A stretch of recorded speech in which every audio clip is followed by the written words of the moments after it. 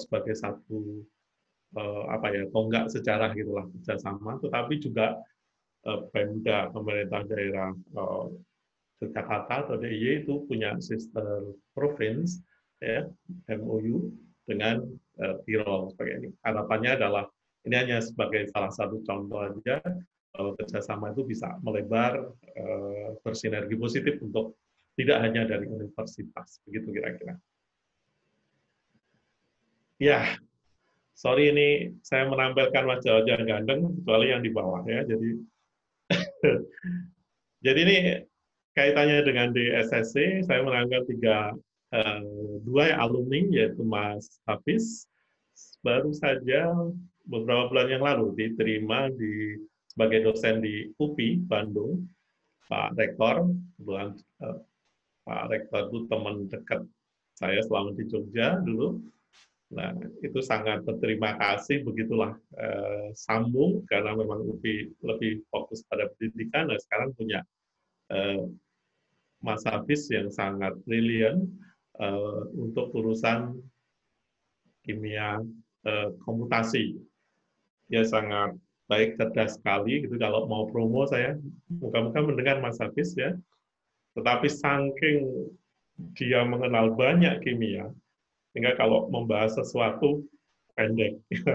Ini satu kejadian nggak tidak saya lupakan, yaitu ketika publikasi pertama, nanti ada daftarnya, itu kimia komputasi tanpa gambar.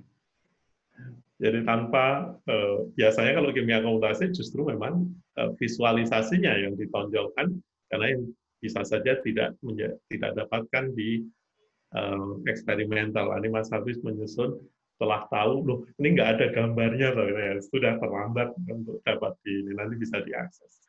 Mas Fajar Mulya saya sampaikan karena dia S1-nya di kami, S2 kami support untuk meneruskan di Chulalongkorn, support merekomendasi dan mendapatkan beasiswa dari Chulalongkorn, dan sekarang menempuh S3-nya di sana.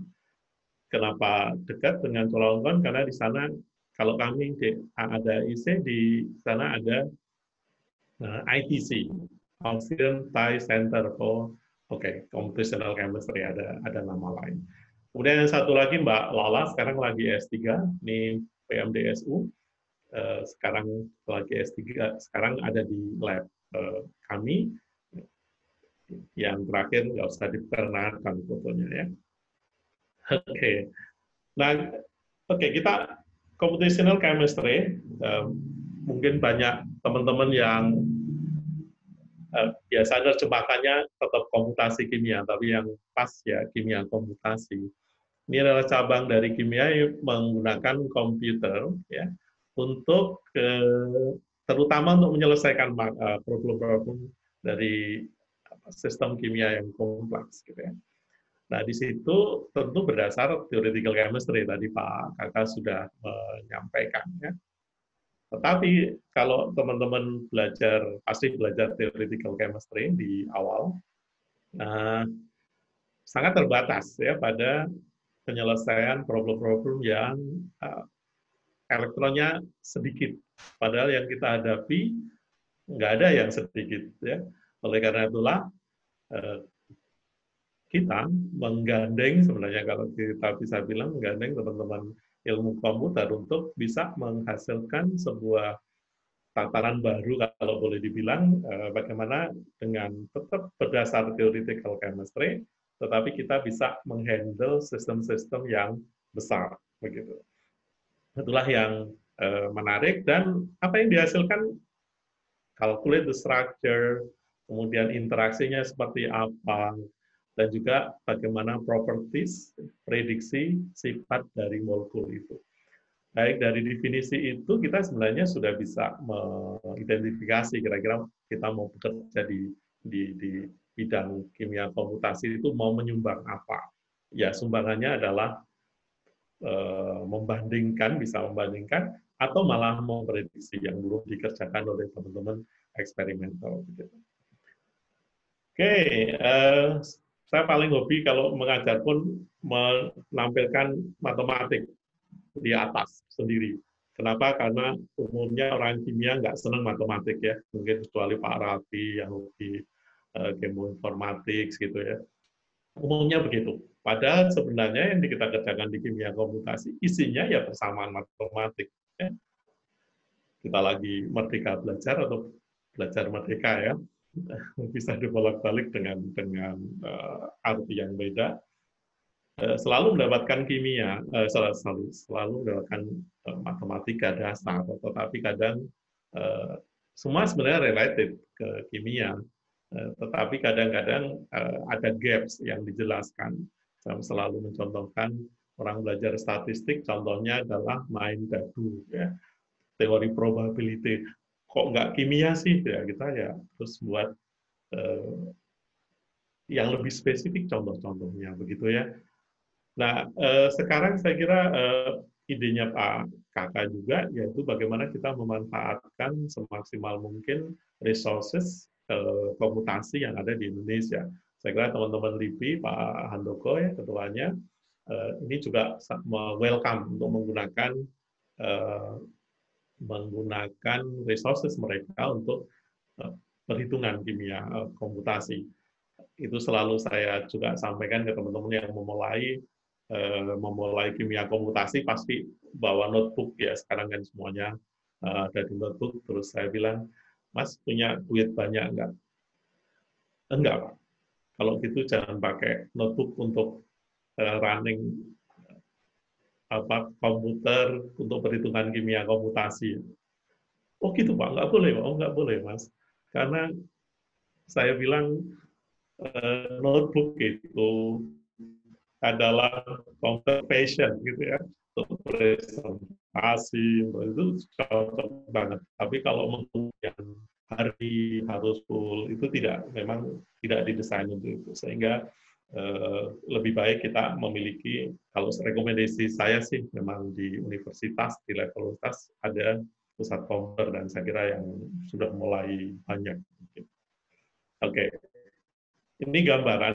Nah, yang di kanan itu adalah yang kita inginkan, ya, data-data yang kita inginkan, dan ini kimia komputasi, ya tentu akan menghasilkan data-data yang kuantitatif, gitu. Walaupun isinya prediksi, tapi kuantitatif. Itulah yang kelebihan dari kimia komputasi. Ya. Oke. Nah, saya kira sudah kenal ini. Biasanya saya menggunakan foto Walter Kohn dan Popov ketika tahun 98 menerima hadiah Nobel. Nah, ini tadi malam ya, tadi malam saya cari ini pada saat beliau berdua sudah meninggal, saat-saat akhir seperti apa wajah beliau, dan ya khasnya orang Eropa, Amerika gitu, itu wajahnya ya begitu ya, nggak ada wajah seperti saya, Pak Raffi gitu. Siapa tahu nanti ya akan itu. Ini menarik, selalu sampaikan memang ini adalah semacam pengakuan ya, pengakuan bahwa kimia komputasi itu bagian yang tidak terpisahkan dari riset kimia. Gitu. Dan 98 itu saya baru mungkin dihitung bulan ya, karena saya Maret 97 itu ke Austria, dan 98 ini kan Nobel itu Oktober ya, kira-kira 1 tahun lah, 1 tahun mendapatkan itu. Jadi itu pengalaman terbaik saya untuk belajar kimia komputasi. Kun keren banget ini kata-kata yang dia orang fisik, teori DFT nanti. Fisik is not what I do gitu ya. It was what I am. Siapa yang berani mengganti itu ya. Kalau mengganti itu berarti full gitu. Nah, yang berikutnya adalah yang Nobel Prize untuk kimia tahun 2013. Ini sangat menarik karena mereka melihat mencapai mencapai satu tahap, yaitu bagaimana kita dapat memodelkan atau membahas model dari sekian skala yang kecil-kecil banget sampai yang besar, jadi dipetakan bagaimana. Nah, ini saya kira tadi Bu ketua jurusan ya, yang punya kerja itu cerita tentang bagaimana kita memanfaatkan kimia komputasi ini. Memang multi skill ini sudah dikerjakan, jadi teman-teman yang biasa eksperimental kemudian tetap saja bisa mencari hal-hal yang dapat disumbangkan data-datanya untuk menemani ya, memperkuat eksperimental itu. Hari ini akan saya sampaikan contohnya. Oke, karena itu kenal kimia komputasi ya berarti harus kenal metode yang digunakan. Saya tidak detail di situ.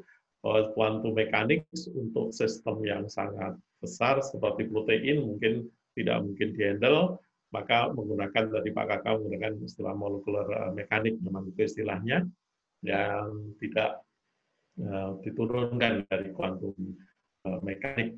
Kemudian semi empiris yang sudah mulai dari dulu IC memulai ya dari semi empiris ngitungnya karena resources komputernya tidak terlalu baik. Nah, teman-teman begitu sekarang sudah sangat cukup sebenarnya ya untuk running pekerjaan bisa berbulan-bulan misalnya kalau diperlukan, maka hampir semua hal sebenarnya kalau boleh saya bilang begitu bisa dikerjakan dengan kimia komputasi. Oke, jadi kalau mau belajar kimia komputasi ya mengenali tentang metodenya, cara perhitungnya. Kimia komputasi tentu saja tidak bisa dilepas dari penggunaan software ya. Baik itu software mau dibuat sendiri atau mau diperoleh license-nya begitu. Oke, dalam kasus yang akan kami pelajari misalnya menggunakan Gaussian. Itu seri Gaussian yang saya kira sudah sangat aman. Kalau mau cerita awal itu selalu sampaikan ke teman-teman mahasiswa juga, pertama kali menggunakan Gaussian under Linux ya. Begitu keluar masukkan input data sudah nggak familiar ya, biasanya pakai Windows ya. Setelah itu keluar isinya angka, terus kita bingung ini mau diapain angka yang sudah keluar gitu ya. Dan sekarang sangat beruntung karena Gaussian punya juga Gauss View yang bisa visualisasi dengan mudah ya. Kalau untuk praktikum dan ya juga untuk riset sebenarnya, tapi untuk praktikum sangat user friendly. Misalnya kalau kita menggunakan HyperCAD. Untuk docking, kami juga menggunakan docking banyak yang bisa di download. Saya selalu merekomendasi untuk teman-teman yang memang mau mengembangkan itu sebaiknya institusi yang beli. Kalau 100 juta itu mahal untuk pribadi, tetapi kalau institusi itu saya bilang murah. Nah, rekomendasinya saya selalu sampaikan. Oke, kita masuk pada DSSC. Nah, saya kira teman-teman eksperimen sudah sangat banyak bisa mengerjakan DSSC ini. Ya. Nah, kami mengambil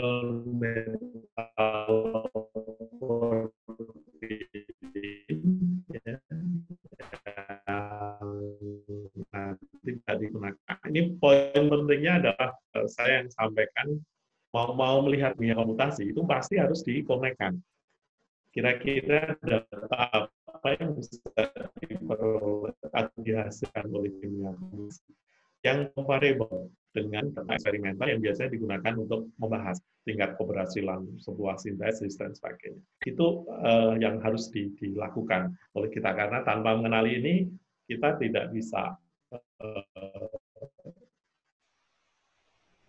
ya dan ya nggak percaya oleh eksperimental karena mereka kan juga akan nanyakan hal yang memang menjadi parameter keberhasilan dari sebuah penelitian eksperimen. Gitu. Oke. Nah kalau dibandingkan ya, kenapa kita pakai DSSC? Saya kira kita sudah tahu misalnya yang silikon solar cell itu juga banyak ya, termasang di atas genteng kita banyak. Nah kemudian ada beberapa yang kelemahan dari situ. Nah kemudian orang sudah mulai menggunakan DSSC. DSSC ini ya kalau saya dengan mudah menganalogikan dengan reaksi fotosintesis begitu kira-kira. Jadi memanfaatkan yang sumber tak akan habis yaitu sinar matahari ya. Nah, kemudian di situ digunakan untuk mengubahnya menjadi energi kita. Kira-kira begitu. Yang detailnya misalnya kita bisa membahas. Sebenarnya kalau DSSC itu mungkin teman-teman anorganik yang lebih banyak karena prosesnya sebenarnya redox gitu ya. Aliran elektron, cuman sumber elektronnya itu dari mana. Nah, itu yang dapat kita pelajari. Dan ini kan semacam reduksi, kemudian ya proses bagaimana elektron mengalir. Nah, inilah yang kita kenal. Berarti kalau elektron, karena itu di awal Pak Kakak bilang ini harus pakai kuantum mekanik karena ini urusan elektron gitu, nggak mungkin bisa pakai molekular mekanik itu karena kita terkait dengan hal yang ya. Oke, ini juga saya mengingatkan teman-teman banyak ya, terutama teman-teman S1 selalu cerita, Pak, saya mau ke kimia komputasi, memodelkan ini, bisa nggak? Oh bisa, jawaban saya selalu bisa. Tapi yang penting adalah Anda tahu tentang yang dimodelkan itu apa, sistem yang dimodelkan. Kalau modelnya redox, ya berarti harus belajar redox seperti apa. Jadi kita mengenali apa yang kita akan modelkan, kira-kira begitu. Ya, ada beberapa jenis DSSI ya. Yang penting ada ruthenium gitu yang di startnya. Ya. Tapi kalau kita lihat secara sederhana, apa yang masuk dalam DSSI adalah sistem yang besar, sistem molekul yang besar. Kemudian ada sistem konjugasi dari kata-katanya, karena itu dia bisa menyerap ke visible gitulah.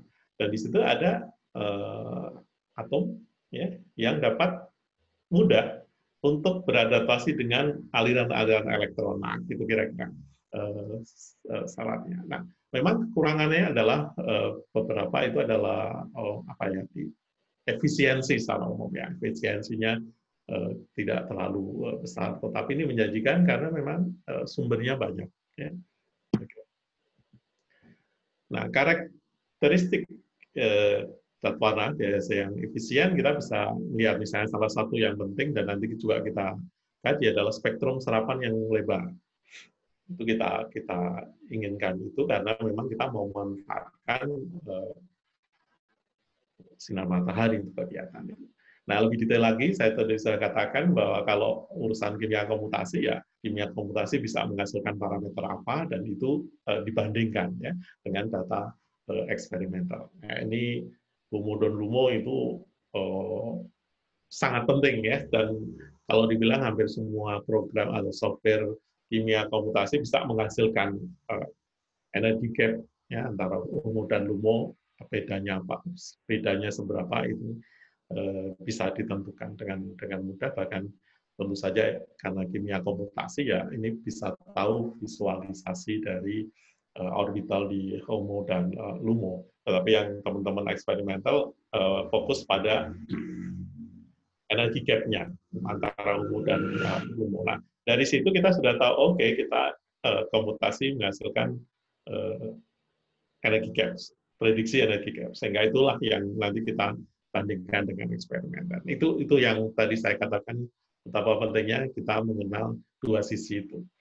Ya, nggak bisa kita lagi kita riset aja lah kimia komputasi jalan sendiri.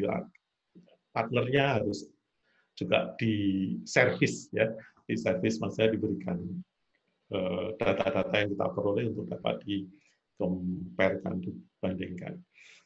Oke.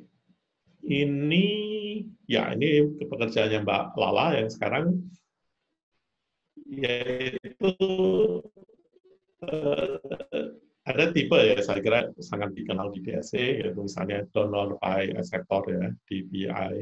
Nah, kalau kita lihat yang di tengah ya, ini DSC secara umum atau porfir secara umum adalah kita bisa masangkan donor gugus yang kita variasi, kemudian aseptor juga di situ dimasukkan, tetapi anchoring group itu juga penting untuk dapat memberikan gambaran karena sistem yang kita bangun harus comparable dengan teman-teman di eksperimental.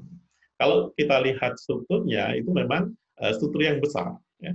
Karena itu awal-awal dulu kita memulai dengan struktur yang sederhana. Nah, kemudian sekarang sudah mulai ahli, nggak harus nyari metode, gunakan metode computational yang dulu, sehingga ini kita bisa berkreasi ya. Mulai Mbak Lala itu bisa mengkreasi molekul yang lebih besar.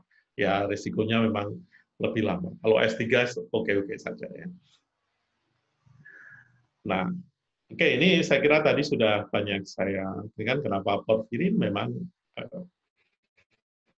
mudah untuk dimasukkan. Kalau selain organik bisa masukkan Fe, Mg, zinc dan sebagainya yang tentu saja kita menginginkan sebenarnya mau untuk apa ya, untuk keperluan apa metaloporfirin itu. Dalam kasus ini adalah DSC.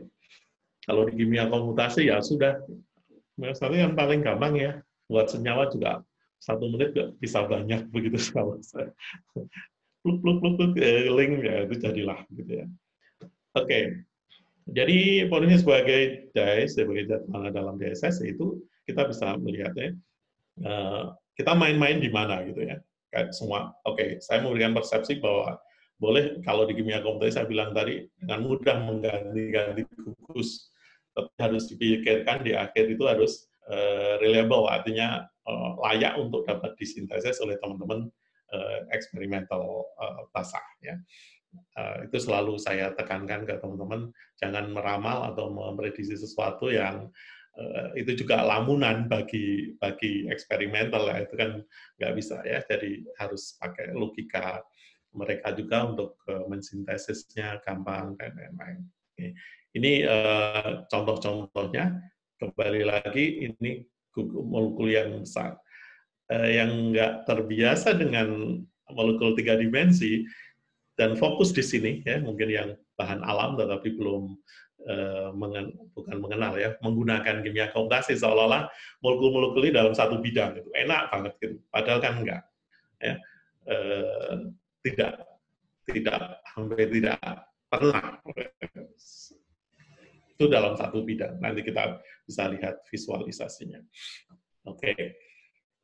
Jadi misalnya kita bisa melihat beberapa contoh aja yang sudah ada. Kita bisa nanti kalau kita ngomongin DOS ya, density DOS ya. Nanti kita akan cerita lebih detail di sana. Jadi ini kita selalu bisa melihat bagaimana senyawa-senyawa itu dapat dikerjakan. Kalau kita lihat efisiensinya semuanya sebenarnya hanya segitu. Jadi karena itu selalu berupaya mencari molekul baru yang bisa digunakan. Oke. Oke, saya kira ini tadi beberapa penelitian yang sudah 2013, 14 itu semuanya menggunakan porfirin dan ini eksperimental saya kira. Ya, kalau porfirin mengganti gugusnya juga mengganti, kalau kita lihat itu zinc ya, logamnya yang digantikan untuk DSSC ini. Kalau kita teruskan, ini kimia komutasinya. Oh, sorry, ini masih ini ya eksperimentalnya. Jadi kita bisa lihat tadi yang saya bilang 10,6, 13 itu adalah power to electricity conversion yang masih belum terlalu besar ya. Oke.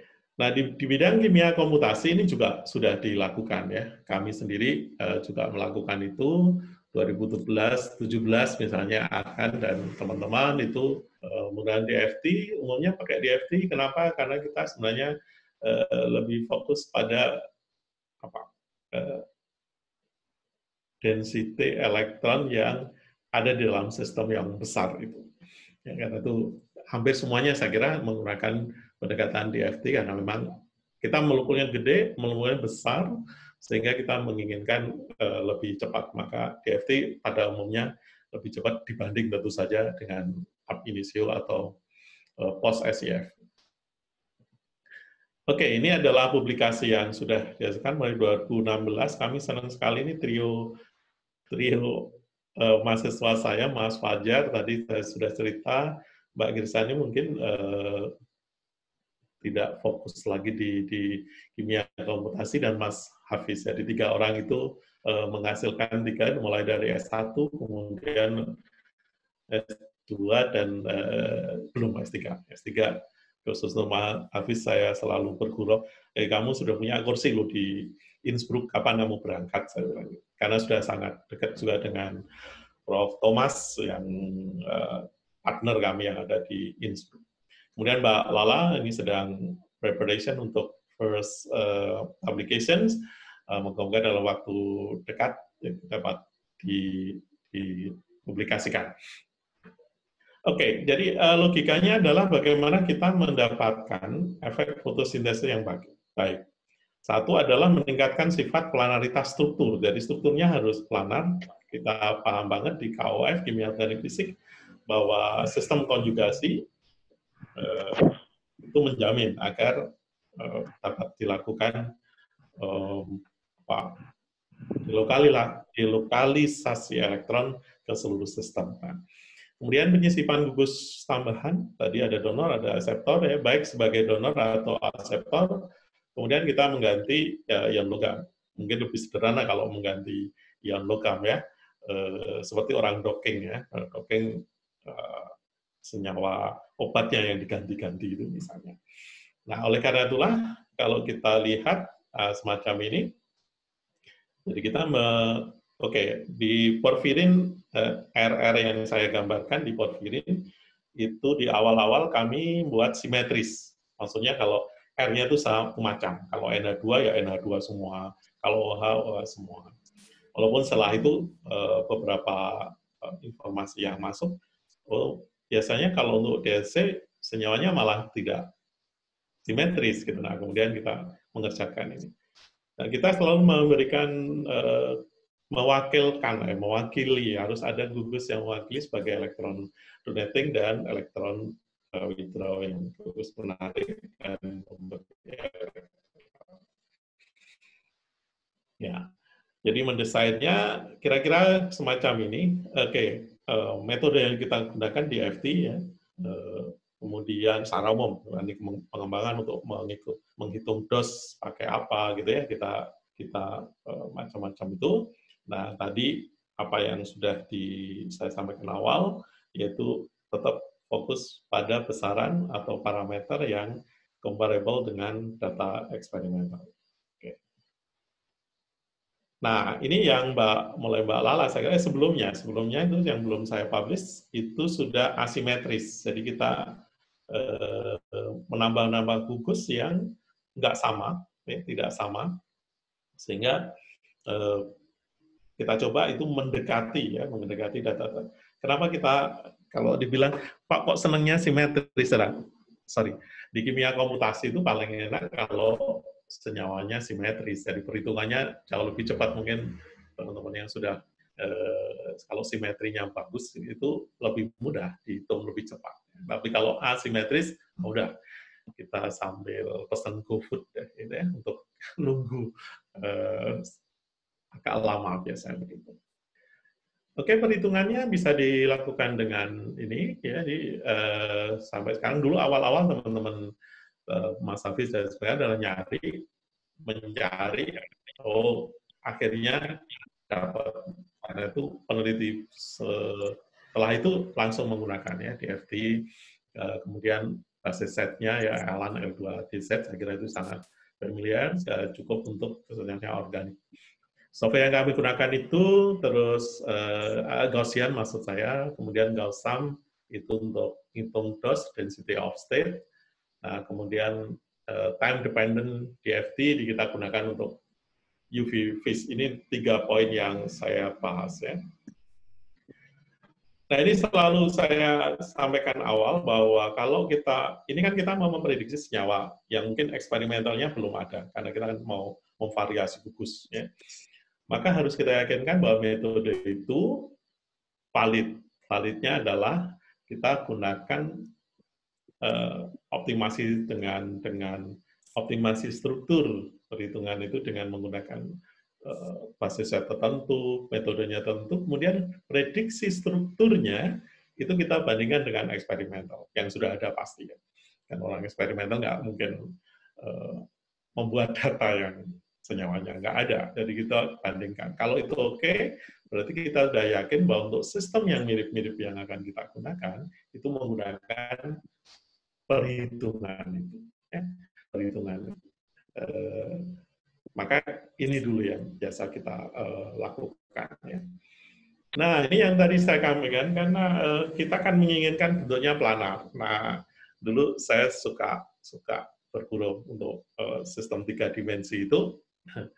Kalau kita putar-putar kan yang nggak flat, yang nggak satu bidang pun bisa satu bidang kalau dilihat.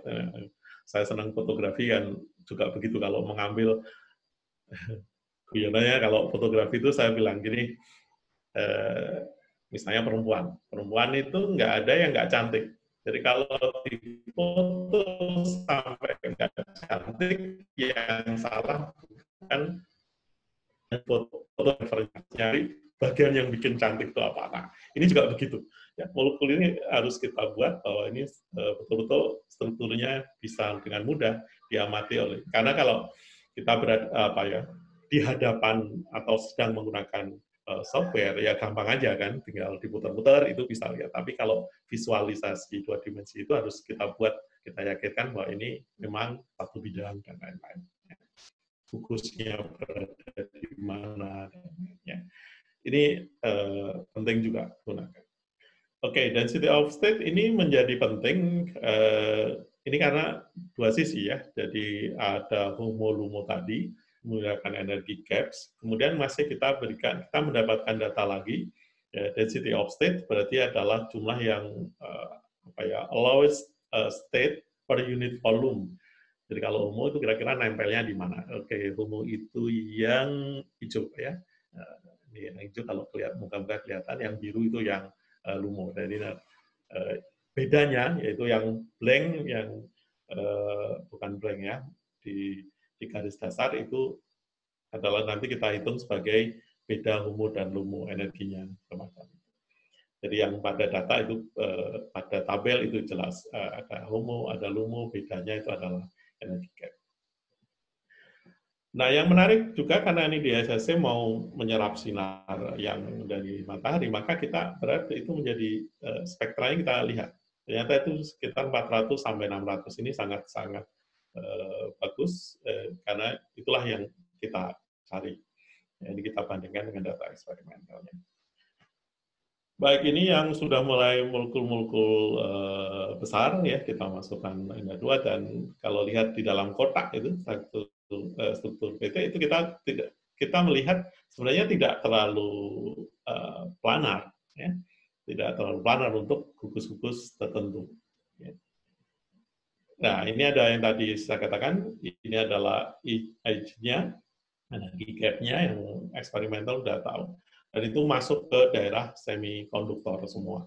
Jadi di antara 2 dan 3 ya, 2, sekian sampai 3, sekian elektron volt. Jadi itu masuk ke daerah semikonduktor. Baik. Dosnya juga bisa dilihat.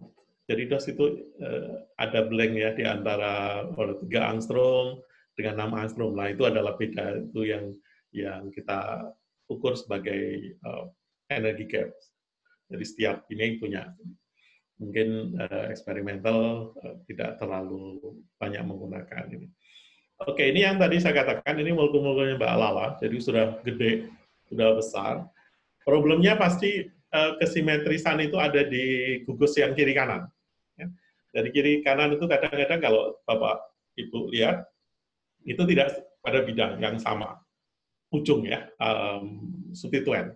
Substituennya itu tidak satu bidang, bahkan lebih banyak tegak lurus satu sama lain. Kalau dilihat dari gugus kiri dan kanan, ya, kalau Bapak lihat satu tanda tanah merah itu.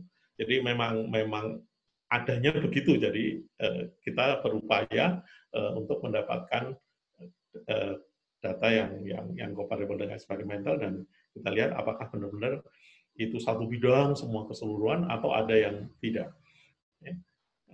Di kimia komputasi tentu saja lebih gampang untuk melihatnya dibanding eksperimental. Nah, yang menarik bahwa ini adalah redshift semua. Jadi saya kira molekul yang kecil yang tadi ya, kerjanya Mas Hafiz CS dengan yang Mbak Lala lakukan itu sama, semuanya menggeser ke kanan. Ya. Kanan berarti memang sistem konjugasi yang terbangun lebih efektif. Oke. Oke, ini juga elektrostatik potensial, ini gampang, gambarnya bagus, saya selalu guyonan begitu, untuk melihat bahwa sebenarnya seperti apa kerapatan elektron yang ada di dalam sistem yang sedang kita bangun, ya. Yang agak kemerahan itu mesti kaitannya dengan jumlah elektron yang lebih banyak, dan lain-lain. Ini kaitannya dengan desain sebenarnya, ya. Dengan desainnya seperti apa kalau, bukan desain, ke sintesis, ya. Kalau di QSAR atau docking lebih jelas lagi bagaimana yang harus kita tambahkan untuk sistem yang sedang kita bangun, ditambah gugus apa. Karena kita menginginkan kan apa ya, di crown ether, di diameter crown ether-nya itu kayak elektron, sehingga dia akan mengikat dengan kuat ion yang ada. Oke, sama, jadi saya kira ini data yang sementara yang diperoleh, dan saya ingin tahapan selanjutnya apa yang dikerjakan oleh grup kami, Mbak Lala CS, ya, itu adalah makin ribet, ya. Kalau saya bilang makin ruwet molekul-molekul yang digunakan. Cuman saya selalu berharap ada ini X1 dan X2 ini bisa kita buat agar sistemnya itu sedapat mungkin planar semua. Kalau planar berarti kan tidak terputus sistem konjugasi elektronnya. Itu yang diinginkan, ya, dalam model maupun nanti sistem sintesisnya.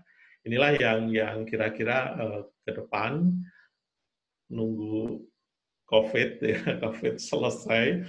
Tadi Mbak Diah, Prof. Diah memang menyampaikan bahwa kalau kimia komutasi ya tidak terlalu dipengaruhi, ya, asal mesinnya masih bisa jalan, ya udah jalan terus gitu, yang dikerjakan, karena bisa di telnet, ya, kalau dulu telnet bisa dikonekkan dari rumah masing-masing gitu, itu yang terjadi. Jadi ini sangat apa ya? Ini bernada propaganda, ya. Gunakan kimia komutasi. Saya yakin teman-teman eksperimental akan terbantu di sana dalam menganalisis, tidak hanya kualitatif saja. Saya mengajar KOF, kimia organik fisik, itu di awal-awal pasti dengan kualitatif, tetapi dengan kimia komutasi sekarang bisa lebih kuantitatif, maksudnya dengan angka-angka yang jelas begitu. Ini yang ke depan seperti ini. Yang tertarik boleh gabung. Saya lihat tadi Pak Kasmu, iya. Jadi, monggo Pak gabung lagi, kita ngobrol-ngobrol lagi. Untuk kegiatan ini saya kira menarik, tidak hanya untuk riset ini, juga untuk pendidikan. Karena ini kesulitan dari mahasiswa kita adalah persepsi 3 dimensinya yang tentang molekul itu yang nggak jalan, ya, umumnya. Kita harus mendrill mereka. Baik, saya kira ini bagian, ya, saya tidak mengatakan itu kesimpulan, bahwa kompleks itu sangat dipengaruhi oleh sistem donor dan reseptor dari gugus yang terlibat di dalamnya, dan itu akan memengaruhi sistem atau aktivitas dari DSSC. Misalnya kita bisa lihat dari IG-nya, dari energi gap-nya, kemudian dose-nya, UV, dan beberapa parameter lain yang tidak saya sampaikan. Dan kita masih punya beberapa parameter yang selalu kita gunakan untuk mendefinisikan ini cocok untuk DSSC atau tidak cocok, harus kita hilangkan apanya, dan lain-lain. Harapannya ini menjadi sumbangan besar bagi teman-teman eksperimental untuk melakukan testing, ya, testing dari DSSC yang bisa memberikan efektivitas, ya, atau efisiensi perubahan energi itu yang bagus. Ya, saya kira itu. Saya orang Jogja, walaupun saya tahu yang mengundang lebih banyak dari Barat, ya, Pak Kakak, Pak Raffi, dan teman-teman di Unpad. Saya bilang sabar, iku ing aran mustikaning laku. Itu bahasa Indonesianya sudah ada. Jadi bertingkah laku dengan mengedepankan kesabaran itu pada sesuatu yang indah, ya, sesuatu yang bagus untuk kehidupan. Nah, harapan kami berjalan dengan kimia komputasi begitu. Harapannya. Baik, baik. Jadi itu Bapak dan Ibu, para pemirsa penikmat kimia komputasi maupun yang akan menikmati kimia komputasi, tentang apa yang bisa saya sampaikan dari sisi bagaimana mendesain, kemudian bagaimana mengerjakan di lab kimia komputasi, dan bagaimana menerjemahkan data-data yang ada di kita peroleh dari kimia komputasi itu untuk kita bandingkan, ya, kita support dari penelitian-penelitian yang ada di eksperimental. Itu saya kira, Pak Ulfan, terima kasih sekali apa yang sudah saya sampaikan. Semoga bisa memancing pertanyaan dan memancing orang untuk riset di bidang kimia komputasi. Ya. Baik, Baik. terima kasih. Ya, saya stop. Iya. Ya, terima kasih banyak Prof. Harno atas penjelasannya. Suatu tema yang sangat menarik. Saya sudah melihat ada beberapa pertanyaan di kolom chat, jadi mungkin kita mulai dulu dari pertanyaan ini. Pertama dari Saudara Ibnu Rashid, ada 3 pertanyaan, di antara ZN, CU, FE, NI, dan MG. Jenis logam mana yang paling baik diaplikasikan pada porfirin untuk DSSC ini, Pak? Itu aja. Kemudian ada lagi, intinya jenis logam seperti apa yang bisa dipakai untuk aplikasi porfirin sebagai dye di DSSC ini. Kemudian apakah struktur dapat mempengaruhi serapan energi surya? Untuk korelasinya mohon dijelaskan. Oh ya, baik. Itu dulu mungkin, Pak. Ya, baik. Terima kasih. Jadi ini menarik, dari di dalam penelitian yang saya lakukan juga melihat itu konsep tentang ion logam yang mana. Sebenarnya ini di eksperimental sudah banyak.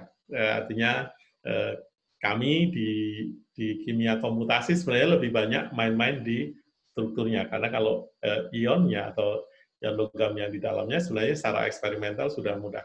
Orang kan lebih percaya selama ini, ya, kalau eksperimental itu, kalau eksperimen yang benar kan sudah kita harus bisa mudah paham, mudah percaya, begitu.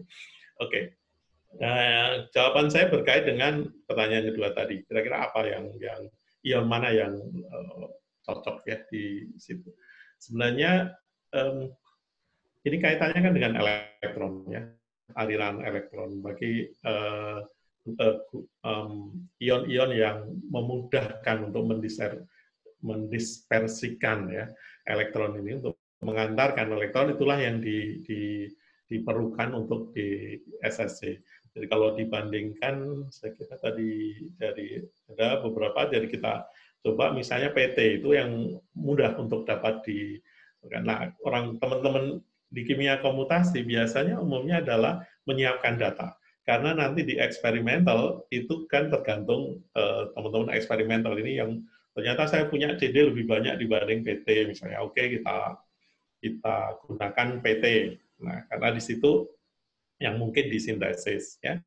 Tetapi kita sudah tahu, mendata kimia komputasi menceritakan tentang kemampuan masing-masing ion tadi sebagai ion pusat di dalam sistem kompleks. Kemudian kalau dikaitkan dengan struktur, ya kalau ditanyakan apakah berkaitan, sangat berkaitan, ya. Jadi sebenarnya sepanjang saya cerita tadi adalah berkait bagaimana kita melihat sistem porfirin dengan substituen tadi yang dapat meningkatkan, misalnya ID-nya makin pendek, ya, bisa dengan mudah tertransfer elektronnya dari LUMO-LUMO, itu yang dicari. Tadi poin penting yang saya sampaikan kaitannya dengan struktur adalah planarity. Planarity dari struktur itu setelah ditambah gugus, baik itu donor maupun akseptor, ya.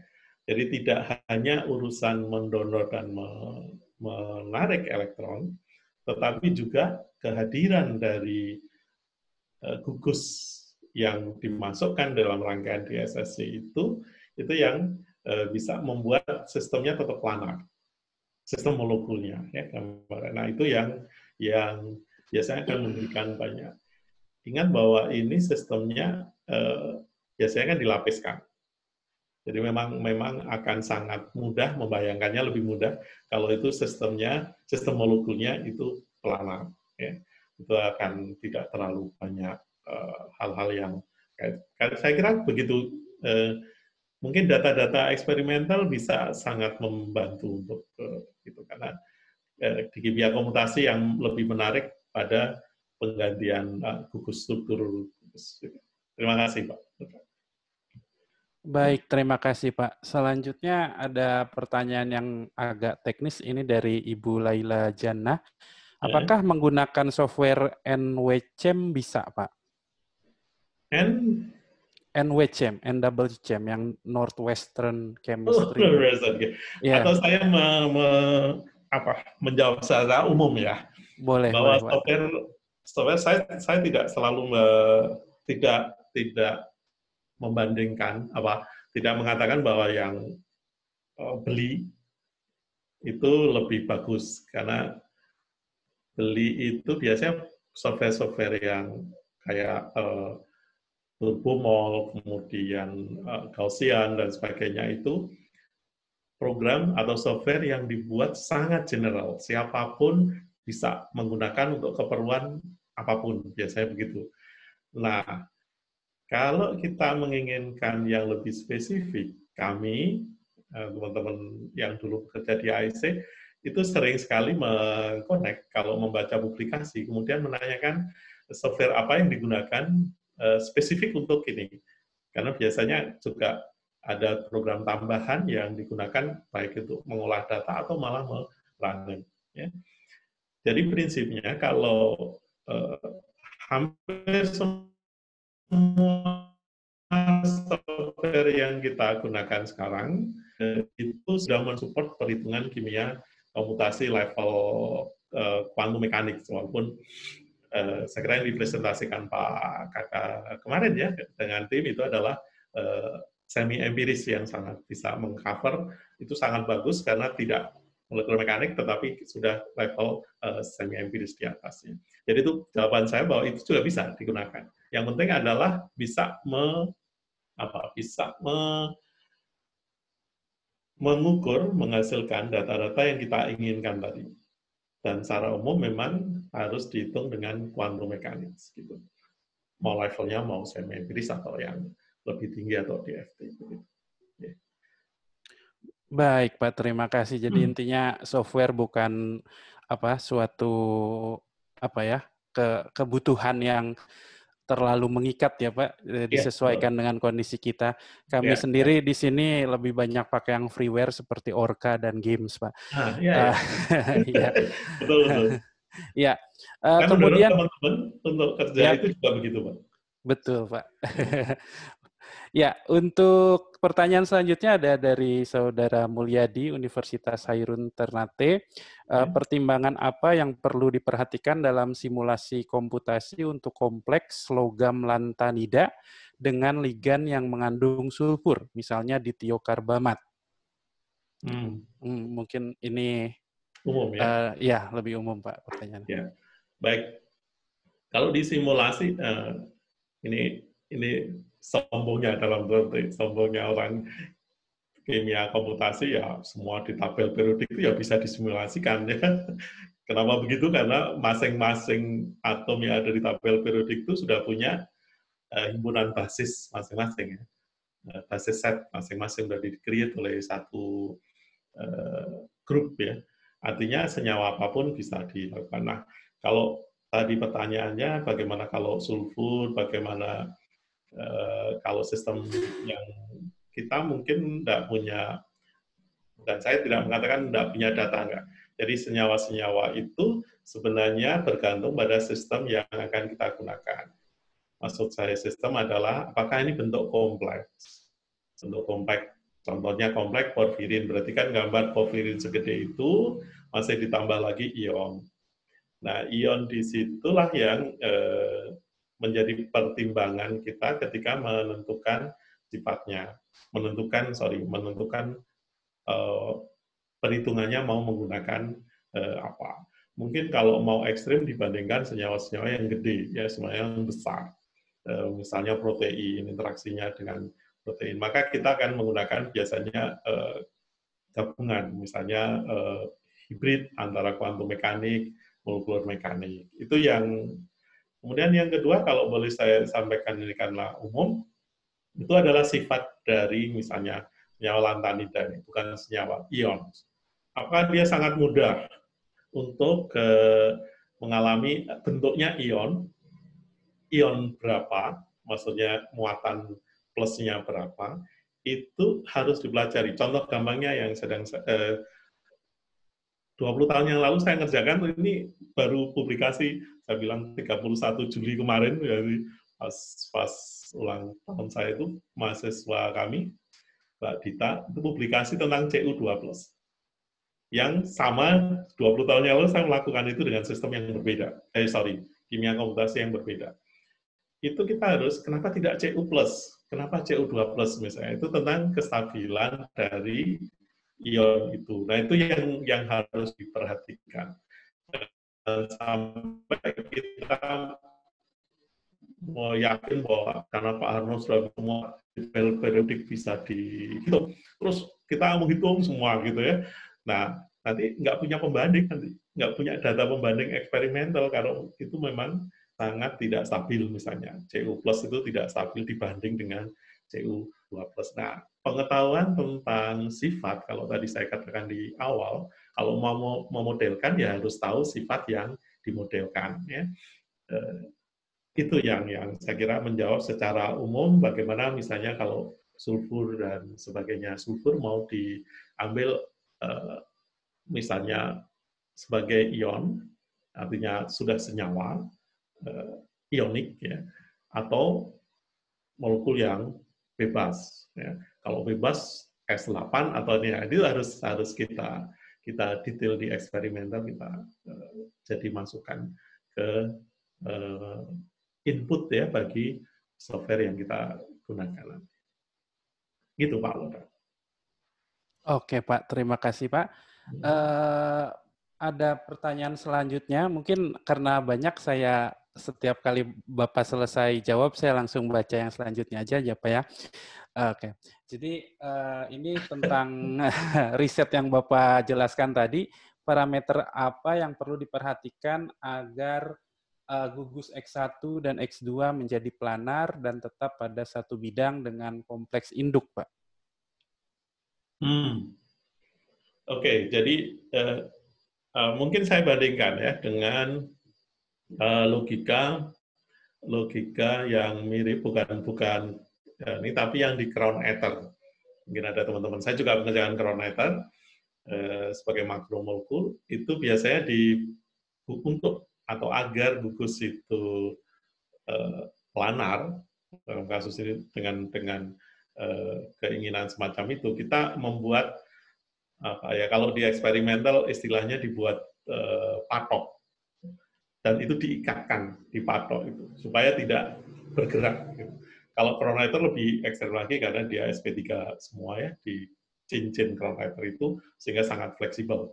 Itu lebih susah, lebih sulit dibuat, karena itu dibuat patok. Patok itu adalah pemberat. Jadi gugus yang misalnya yang paling gampang adalah benzen, kemudian itu dikasih gugus yang besar supaya dia berhenti, tidak melakukan gerakan. Nah, itu contoh pembandingnya. Bagaimana kalau dengan DSS ini atau porfirin secara umum?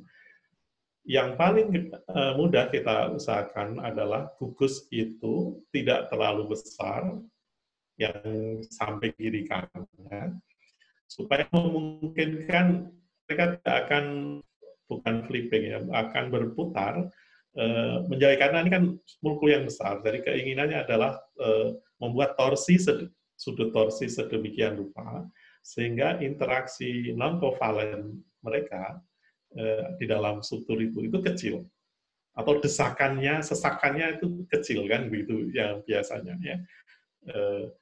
Nah, ini bisa diatasi dengan gugus-gugus ketika yang nempel, yang berdekatan dengan cincin porfirinnya itu tidak menimbulkan tolakan torsi yang besar. Jadi yang ditambah lagi yang menjauhkan itu kan biasanya benzen ya. Benzen itu kan ada 6 titik, lah itu yang di paling luar, yang di substitusi. Secara teoritis, ini urusannya orang kimia organik fisik, saya mendekatinya. Mungkin nggak ya terbuat gugus yang tadi dekat dengan porfirin itu bisa melakukan ikatan hidrogen sehingga dia tetap, kalau ikatan hidrogen sangat kuat ya, umumnya. Sangat kuat sehingga kita bisa dengan mudah mempertahankan planaritas dari sebuah struktur yang besar itu. Gitu. Jadi ini betul-betul saya selalu bilang teman-teman kimia, terutama kimia organik itu sangat terbiasa. Background saya di S2 kimia organik. Dengan struktur, kita akan dengan mudah untuk melihat apa yang harus kita desain. Itu tadi salah satunya. Salah satunya adalah kita buat agar tolakan antar gugus yang adalah sistem yang dekat dengan cincin band itu what happen.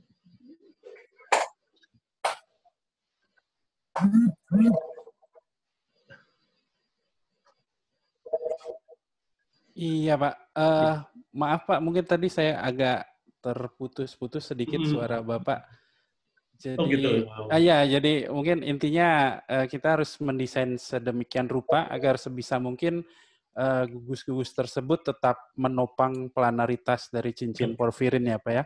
Ya betul begitu ya. Mungkin ini Pak, selanjutnya ini ada pertanyaan mengenai efisiensi ya. Jadi parameter komputasi DSSC apa yang sangat erat atau sangat berkorelasi dengan efisiensi dari si solar cell sendiri nanti Pak dalam eksperimen. Kemudian terkait ini, kalau tidak salah saya pernah baca faktor efisiensi ini kan nanti kalau secara eksperimen ditentukan oleh seberapa tebal ya lapisan dye yang akan kita pakai di panel suryanya nanti.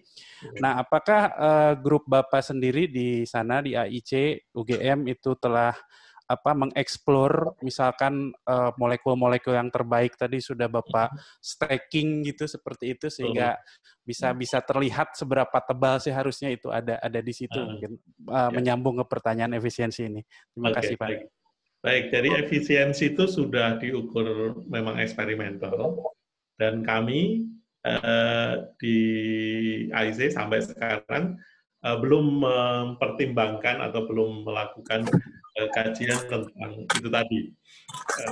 Bagaimana menghitung efisiensi terus membuat model 3 dimensi dari struktur yang real yang ada di eksperimental.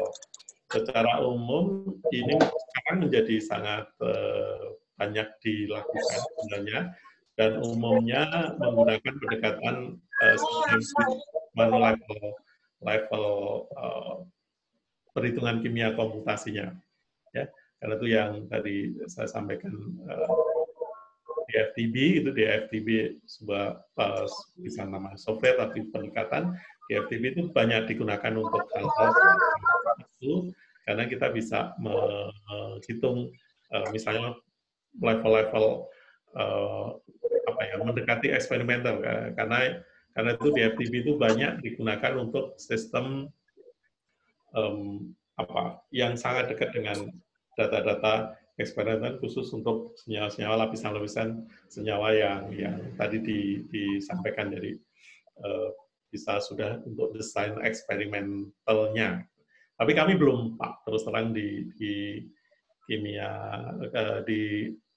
MIPA atau kimia komputasi atau di AIC belum sampai pada level untuk membuat menghitung efisiensi itu sehingga kita punya data yang lebih comparable di sisi itu. Jadi kami masih fokus pada desain molekul atau senyawanya itu tadi belum ke arah. Gitu. Ya, menarik kalau ada yang mengerjakan, dan di FTB saya kira hal yang bisa, software yang bisa digunakan untuk mulai ke sana. Misalnya biasanya kita buat, kalau di modeling secara umum kan dibuat model dulu, ini satu sistem harus segini gitu, kemudian harus lapisannya seperti apa, itu baru bisa menggunakan pendekatan kimia komputasi, tapi sistemnya biasanya sudah simulasi. Agak beda ya, kalau di tadi yang saya sampaikan itu semuanya perhitungan kimia komputasi, belum ada yang simulasi. Simulasi itu contohnya ada molecular simulation, itu sudah ke arah yang lebih besar sistemnya. Tapi yang digunakan adalah model-model kayak antar molekul biasanya yang digunakan untuk ya, lebih tidak sederhana umumnya. Iya, betul sekali, Pak. Mungkin ini menyambung tadi Bapak tentang simulasi ya. Mungkin sedikit saja komentar Bapak tentang apa metode simulasi yang semi empirical terbaru, misalkan XTB yang dikeluarkan oleh grupnya Stephen Grimm. Itu seperti apa, Pak? Saya rasa itu cukup baik untuk diaplikasikan di sini, karena kalau saya baca dan pernah coba-coba juga, dia cocok untuk sistem protein yang banyak sekali itu atomnya, Pak. Ya, betul. Jadi di FTB, ini ada ahlinya Pak Kakak ini yang pengguna. Kami juga menggunakan itu, dan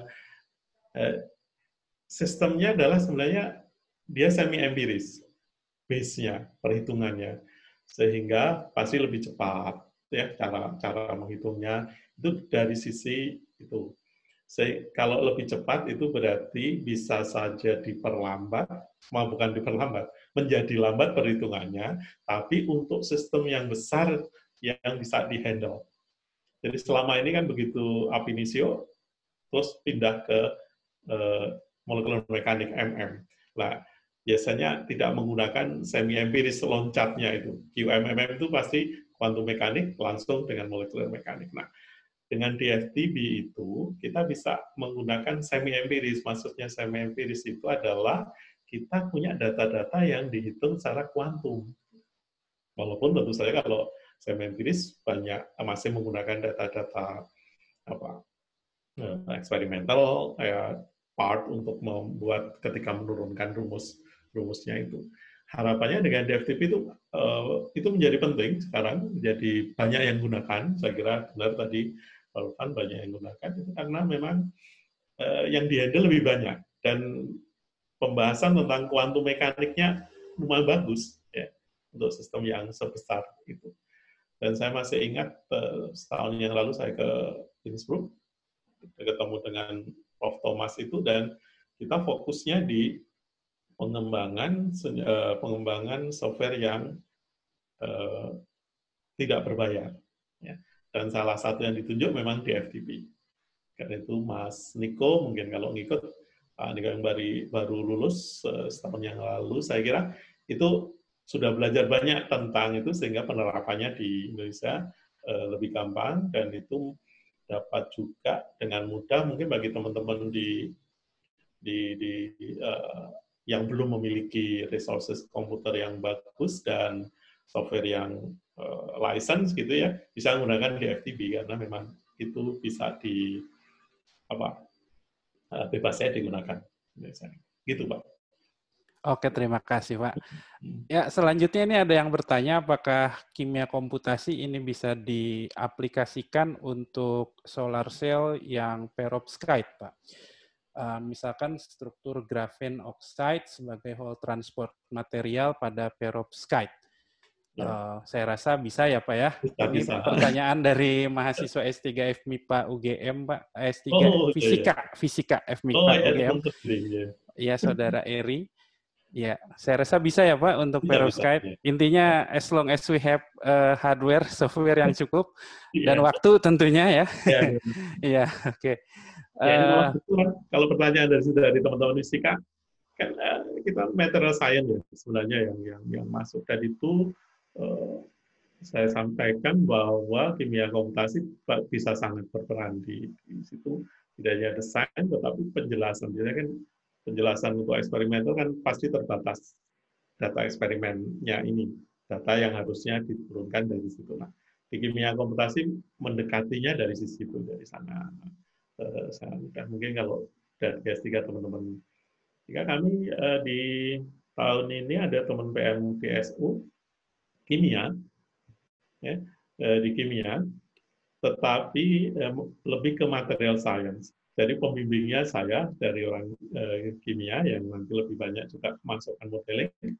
Ada Prof. Yusril, itu fisika. Ya.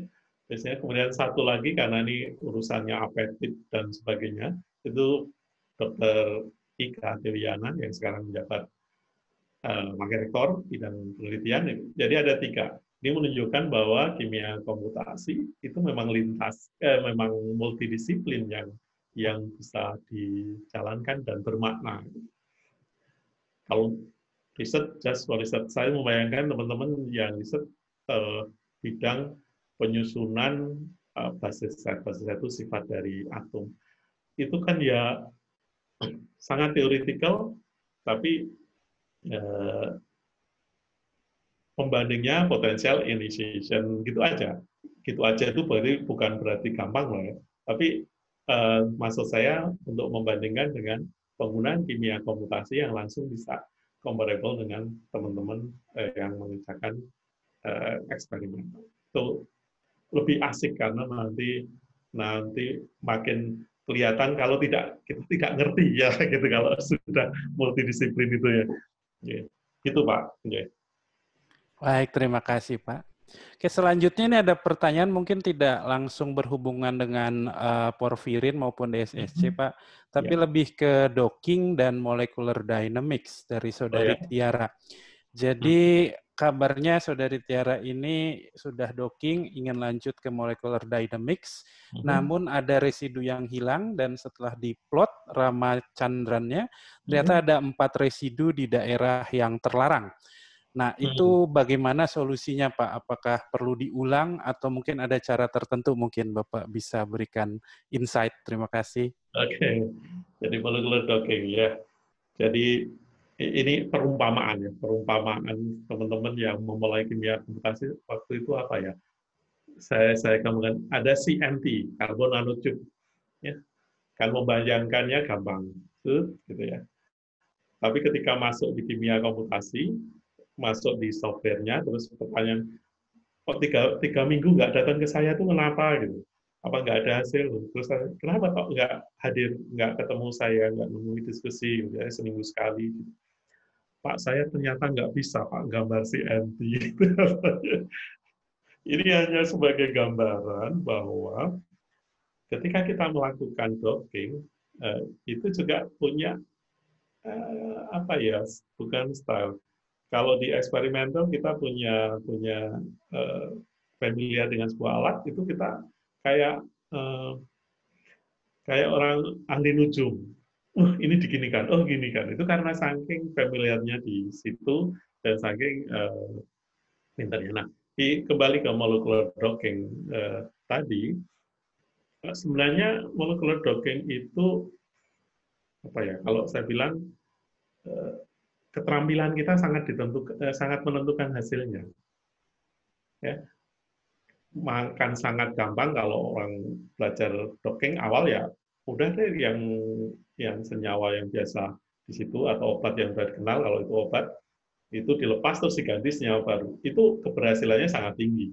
Tetapi ketika kita sudah mulai molekul apa ya, pembandingnya dengan yang sedang kita kerjakan itu agak jauh strukturnya, nah itu probabilitasnya akan banyak bergantung pada masing-masing peneliti. Bagaimana membuat sisi aktif itu betul-betul memang sisi aktif bagi molekul yang mungkin sangat berbeda dengan sifat.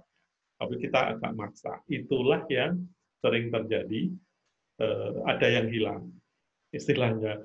Terus ketika plotting itu kita nggak muncul begitu karena memang Kesulitan yang kedua adalah pinter-pinter kita membayangkan uh, tiga dimensinya.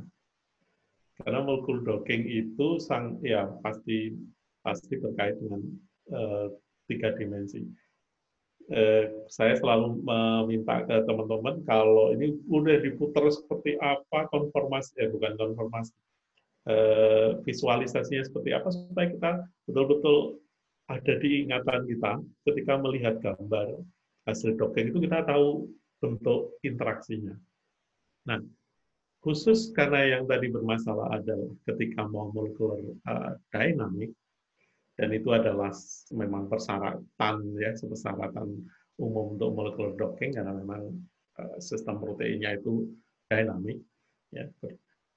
Maka sebenarnya yang akan kita lihat, yang akan kita perhatikan adalah apakah struktur kompleks antara protein dan ligan itu stabil nggak? Kan itu sebenarnya. Tapi ketika kita docking nggak muncul, itu sebenarnya harus balik lagi ke sistem awal untuk sistem penggambaran dockingnya, penggambaran struktur sebelum di running docking. Itu sangat menentukan. Mungkin teman-teman kalau mau mencoba 3 orang mahasiswa atau 3 orang partner suruh gambar agak molekul yang tidak simetris. Nah, kemudian didockingkan di situ. Nanti kan hasilnya sangat beda. Itu karena memang sangat bergantung pada sisi struktur awalnya. Jadi tekniknya memang tidak terlalu teknik yang umum untuk molekul docking adalah memperkirakan menyandingkan, membuat sama konformasi dari senyawa pembanding dengan senyawa yang sedang kita dockingkan. Jadi kan kalau kita mendocking sesuatu itu adalah ligan, itu kan pasti sudah tahu, oh nanti harus ada residu yang terikat di sini, maka kita dekatkan di situ misalnya. Dan itu akan, kalau molekul dinamik tidak akan putus kalau memang senyawa itu sangat khas dan aktif sesuai dengan yang senyawa penyakit yang terkait dengan senyawa obat itu. Jadi itu nggak akan putus. Tapi kalau lakukan molekul dinamik terus itu putus, jadi memang sebenarnya tidak mungkin masuk lagi deh ke urusan sangat dasar, yaitu minimum itu betul-betul sudah minimum nggak? Minimum kan sistem, kalau kita docking itu kan sebenarnya mencari sistem yang paling stabil, yang memungkinkan. Nah, itu sudah sampai betul-betul itu minimum, lokal minimum atau global minimum. Sebenarnya kan itu yang terjadi. Kalau itu global minimum, ketika kita molekular dynamic, biasanya putus ikatannya. Ikatan, dan itu ikatan yang penciri dari aktivitas senyawa tersebut terhadap penyakit tertentu. Mungkin begitu, Mas, kalau terjadi hilang dan lain-lain. Iya, terima kasih Pak. Mungkin untuk lebih lengkapnya bisa langsung hubungi Bapak ya Pak. Ya. Kalau di Jogja silakan aja mampir ke AIC. Saya selalu minta teman-teman untuk membantu ya, yang sedang S3 atau sedang S2 di sana bisa memberikan gambaran. Ya. Baik Pak, selanjutnya ini ada pertanyaan tentang bagaimana memprediksi charge transfer dari dye ke metal oxide seperti TiO2, kemudian pilihan dye-nya sendiri Pak. Kurang lebih kalau pakai senyawa bahan alam, itu kira-kira perkiraan gugus apa yang paling baik dalam transfer elektronik secara teoritis? Seperti itu Pak. Oke. Jadi charge transfer yang dimaksud adalah, mungkin kalau khusus di SSC ini kan elektron yang dapat bergerak, yang diantarkan supaya terjadi siklus reaksi oksidasi reduksi yang menghasilkan energi, begitu ya.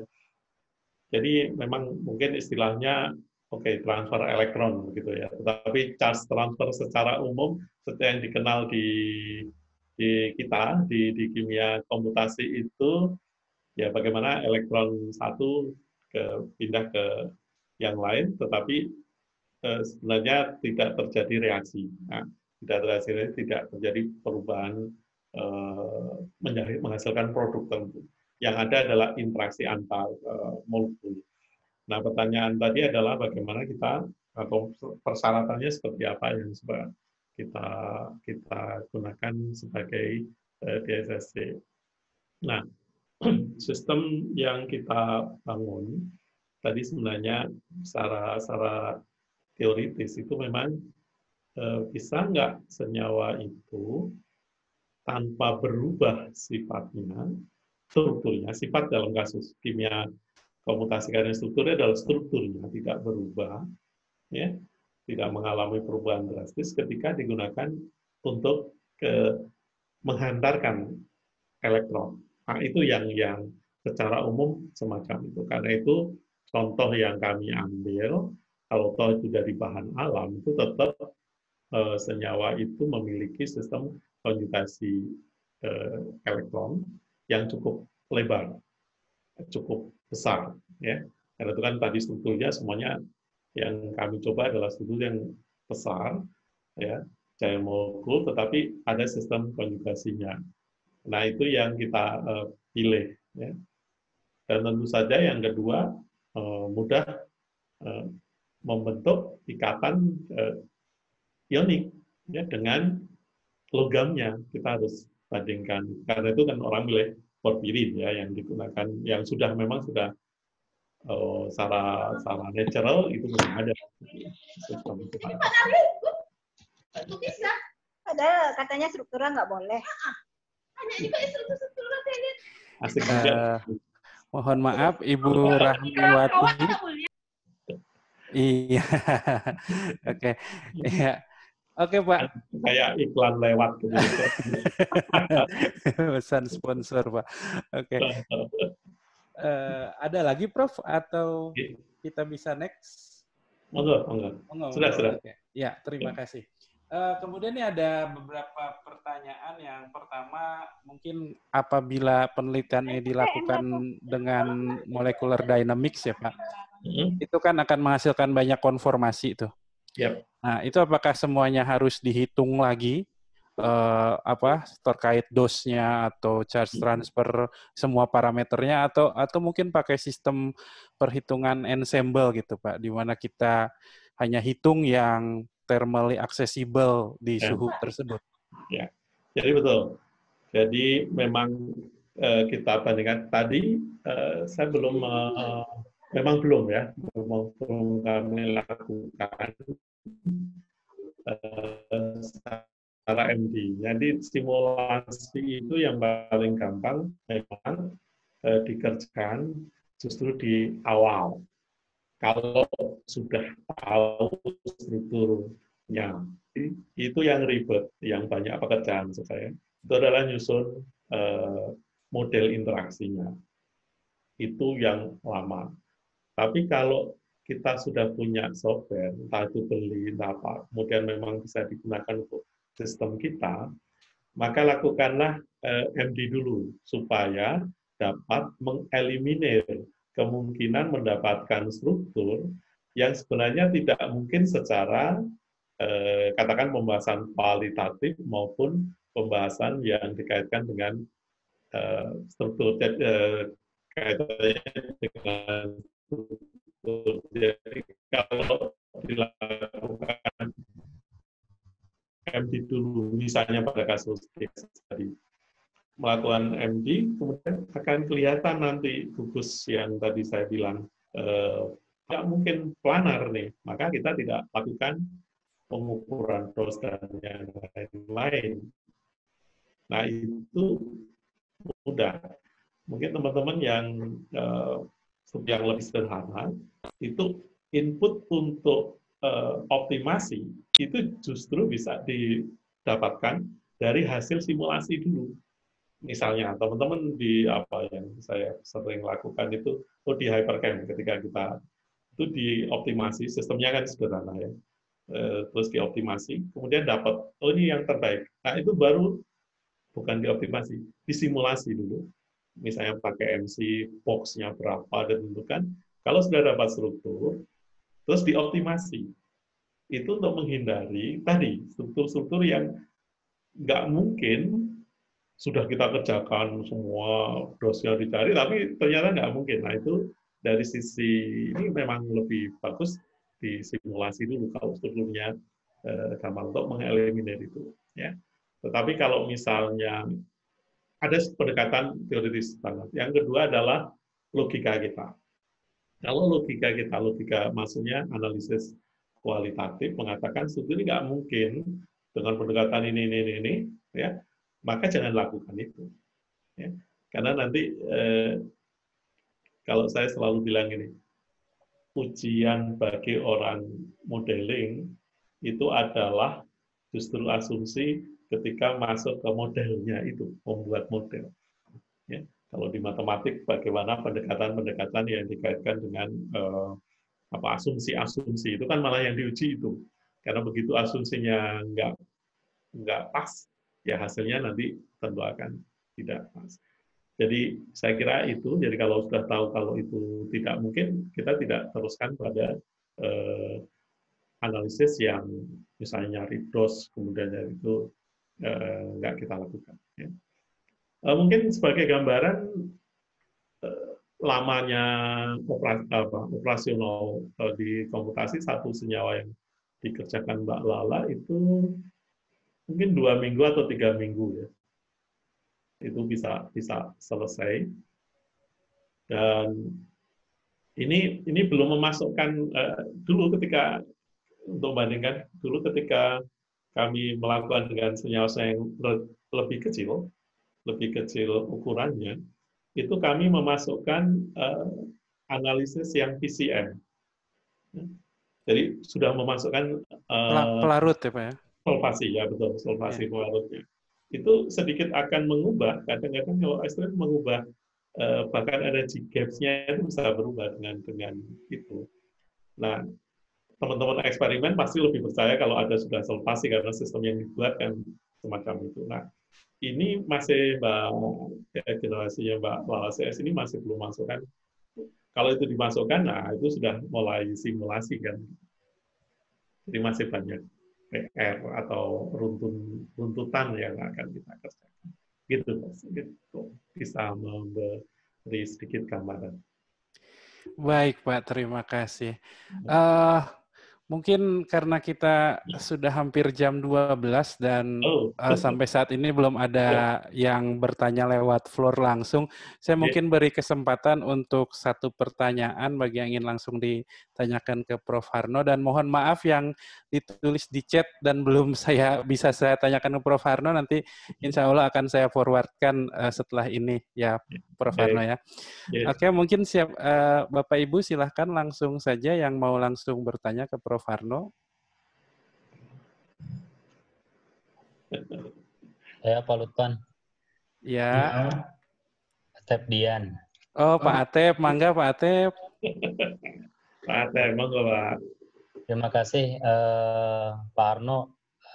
Saya kan termasuk baru mempelajari lah tentang kimia komputasi ini.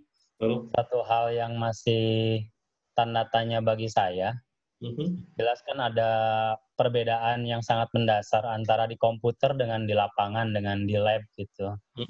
Yang pertama, sejauh apa hasil yang nilai yang dihasilkan dari kimia komputasi itu dapat dilaksanakan di lapangan atau membantu pemecahan permasalahan di lapangan. Karena terkadang ada sistem yang memang tidak bisa dibuat secara komputasi ataupun sudah bisa dibuat secara komputasi tetapi tidak dapat dilaksanakan di lab gitu Pak. Itu saja Pak. Terima kasih. Oh, ya. Baik, ini terima kasih. Langsung ya Pak Ulpan ya. Silakan Pak, silakan Pak. Jadi ini menarik pertanyaan ini mungkin bagi teman-teman yang baru memulai dan menyenangi kimia komputasi, terus selalu bertanya, ini seberapa kalau dibilang kualitas dari prediksi kita, apakah ini bisa dapat dimanfaatkan langsung di eksperimen. Oke, saya berikan yang sangat mudah untuk dicerna, maksudnya dibandingkan adalah ketika kita menggunakan QSAR, Quantum Structure and Activity Relationship, dan Molecular Docking untuk mengusulkan senyawa-senyawa obat baru ya, dari bahan-bahan yang nanti bisa disintesis. Jadi itu betul-betul rekomendasinya itu berupa senyawa yang punya aktivitas, sekarang lagi ngetren COVID misalnya ya, anti-COVID itu sudah bentuk senyawanya. Senyawa ini loh yang aktif secara docking, dan itu secara eksperimental memang harus dibuktikan aktivitasnya. Nah, kalau model kita itu sangat bagus itu seperti apa sebenarnya? Sangat mendekati data-data eksperimental yang ada, maka prediksi kita itu betul-betul bisa dilaksanakan di dalam sistem. Begitu juga kalau kita misalnya bandingkan dengan, mungkin contohnya adalah kenapa kita butuh simulasi. Kok tidak kimia komputasi ansih hanya dua sistem terus dihitung, energinya ada, terus itu dipercaya, maksudnya bisa digunakan langsung di eksperimental. Itu karena kalau sistemnya hanya hanya satu dengan satu ya, per potensial katakan kalau interaksinya, itu kan sebenarnya tidak begitu yang terjadi di alam. Ya. Tidak 1:1 gitu. Tapi mungkin 1 di antara jutaan. Gitu. Nah, karena itu butuh simulasi. Nah, hasil simulasi ini umumnya comparable langsung dengan data eksperimental. Karena itu tadi pertanyaan sebelumnya juga melakukan molecular dynamic untuk mengecek apakah itu ikatan benar atau tadi. Ya. Inilah yang digunakan bahwa bisa sangat. Kalau untuk ukuran atom, potential ionization itu bisa sangat persis, gitu. Bisa sangat persis antara hasil perhitungan dengan eksperimental, ya. Kimia komputasi dan eksperimental. Tapi kalau misalnya untuk sistem yang besar, tadi polimer, sifatnya yang kita inginkan seperti ini, itu bisa saja agak jauh dengan eksperimental. Nah, karena itu sambil bergurau, saya selalu bilang contohkan bahwa kalau nanti orang eksperimental dan orang kimia komputasi masuk ke surga barengan, itu bisa jadi orang kimia komputasi duluan. Kenapa? Karena setiap model itu salah, tidak cocok dengan eksperimental. Kami, kimia komputasi, nggak pernah nyalakan eksperimental. Kamu paling salah, kan nggak pernah. Tapi yang terjadi adalah evaluasi diri terhadap model yang kita gunakan. Itu istilah saya masuk surga itu karena selalu mengevaluasi diri. Jadi kalau tidak tepat dengan data eksperimental, kita bisa melihat, oh jangan-jangan ada faktor yang kita anggap bisa diabaikan. Ternyata itu dominan. Nah, maka modelnya kita ubah lagi supaya memasukkan faktor yang tadinya kita abaikan, itu kita masukkan. Seperti tadi saya kira sederhana. Tadi saya sampaikan ke teman-teman hasil yang Mbak Lala dan sebagainya itu masih belum memasukkan solvasi. Padahal kita tahu sistem ketika membuat itu ada cairan, ada larutan. Nah, maka bisa saja itu berubah datanya kalau kita sudah melakukan simulasi dengan memasukkan solvent di dalam. Nah, itu yang saya katakan ada evaluasi terhadap model yang sedang kita hitung. Gitu Pak, mungkin kalau kita. Matur nuwun. Terima kasih Pak. Siap kalau ada pertanyaan nanti Pak Jabri juga bisa. Baik, Pak. Oke, Pak. Mungkin terakhir penutup sesi ini, tadi ada beberapa yang bertanya bahwa materinya apakah boleh di-share. Kemudian ada juga yang bertanya terkait apakah ada kesempatan untuk pelatihan, Pak, di AIC mungkin ya. Misalkan memanfaatkan skema mobility, academic mobility untuk dosen dari universitas lain seperti itu, Pak. Oke. Baik, yang pertama, monggo saya sudah kirimkan juga ke teman-teman panitia untuk bisa di-share.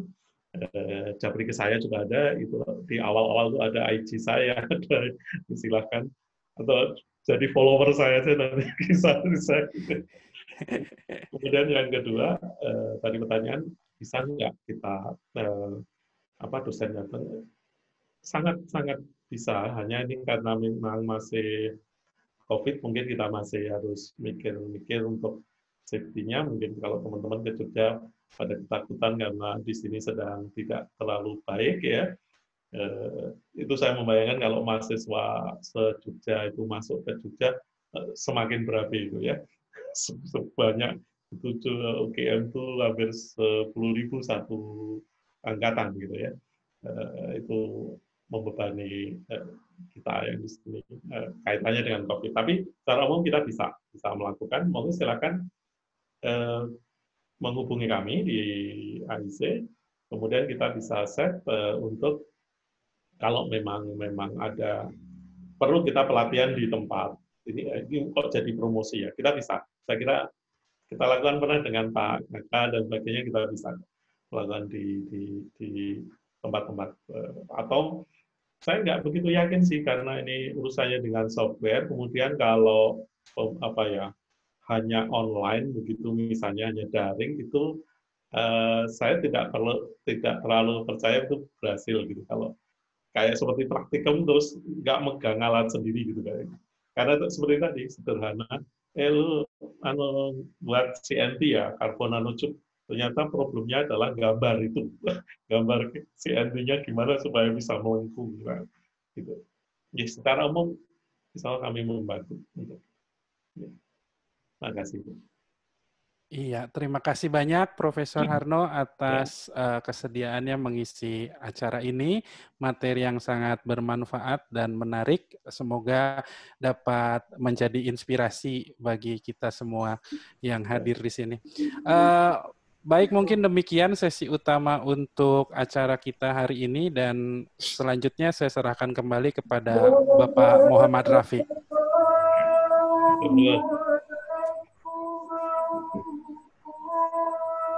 Ya, terima kasih kepada Pak Harno.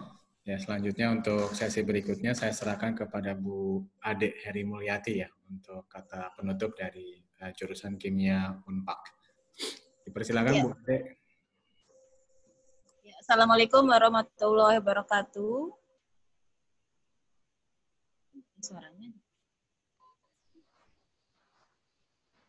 Assalamualaikum warahmatullahi wabarakatuh.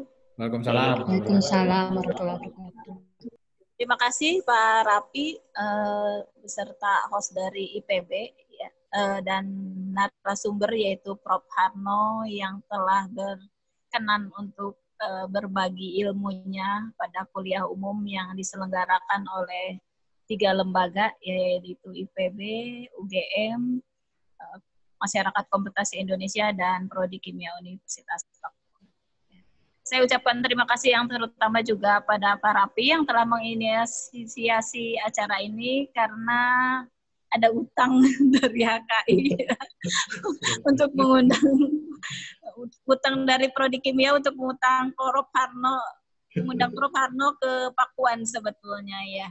Kami tetap menunggu Bapak untuk hadir karena di Universitas Pakuan sendiri Pak untuk mata kuliah komputasi ini sesuatu hal yang baru kita mulai, jadi mungkin masih awal sekali gitu. Jadi kami mohon tadi informasinya kalau ada pelatihan dan lain-lain termasuk software, kami sangat membutuhkan itu. Kami harus mengembangkan juga kompetensi untuk dosen-dosen kimia komputasi di Universitas Pakuan. Ilmu yang sangat berharga dan modern sekali ini untuk kami ya. Itu saja dari saya. Mungkin tetap Pak Harno kami tunggu untuk berbagi ilmunya terus untuk kami. Mohon bimbingan dan kerjasamanya. Ya. Terima kasih Pak Rapi, itu saja penutupan dari saya. Dan alhamdulillah semua peserta yang mengikuti kuliah umum ini dari berbagai universitas. Ya, saya lihat ada Bu Leni dari Macung, dari Patimura, hingga dari berbagai lembaga, dari LIPI dan kehutanan juga. Ya. Jadi bermanfaat untuk semua dari Sabang sampai Merauke ya Pak ya. Saya tutup Pak Rapi. Assalamualaikum warahmatullahi wabarakatuh. Waalaikumsalam warahmatullahi wabarakatuh. Ya, tidak terasa ternyata kita agak molor ya, setengah jam gitu, saking semangatnya mendengarkan apa yang dipresentasikan dan juga dijawab oleh Prof. Harno. Terima kasih banyak Ibu Ade Heri Mulyati, Ibu Dia Iswantini, Pak Kakak, dan juga dari Himpunan Kimia Indonesia, Prof. Harno ya. Kalau Prof. Harno kebetulan sebagai Ketua Senior HKI, Ketua terpilih MKI gitu ya. Jadi beliau ada di dua himpunan tersebut gitu ya. Oke, jadi terima kasih banyak Ibu dan Bapak. Alhamdulillah telah hadir 175 tadi terakhir yang online.